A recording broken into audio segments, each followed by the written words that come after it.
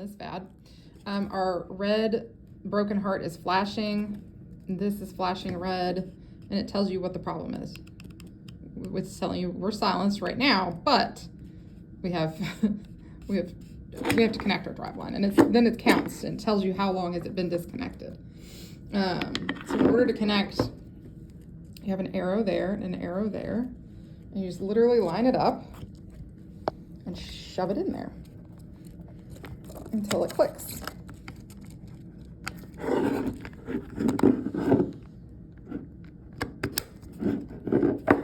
Okay, it is clicked. We can cover that. And we can see that our VAD is running. And our flow has restored. You want to get this connected as quickly as you can if you notice this in the home. Like if, for instance, you're in there and maybe it wasn't pushed in all the way and you move them over to the stretcher and then it becomes disconnected. And that's only going to happen if this little window is ajar, if it wasn't in there all the way to start with. If it's locked, that should not happen. You can pull all you want, it's not coming out. But if it was not seated all the way in there and you moved them or it fell off the floor or something like that and this came disconnected, you want to just get it in there as quickly as you can. The longer it stays disconnected from the patient, the pump stays off, the higher the risk of a clot forming on the VAD, and then when you restart it, then we have a risk of the clot breaking off.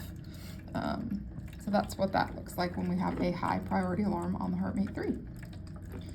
And a low priority alarm, I'll show you a low flow. Let's pull this out and it'll eventually get mad and tell me that it has no flow.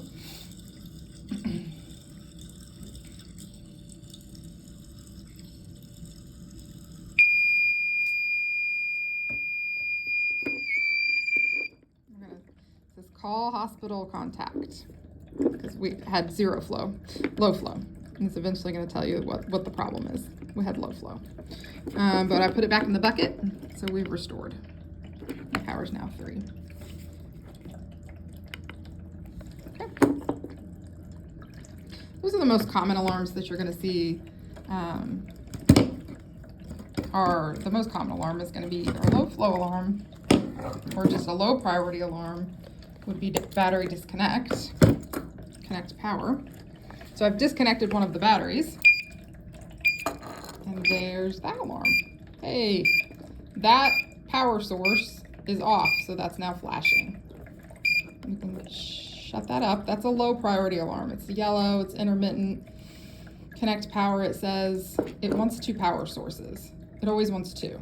So this is what's gonna light up because this guy's not connected to his battery.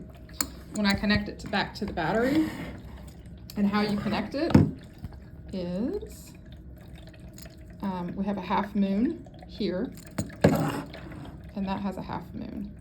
You just line them up, half moon to half moon. Push and twist. Push and lock this guy down.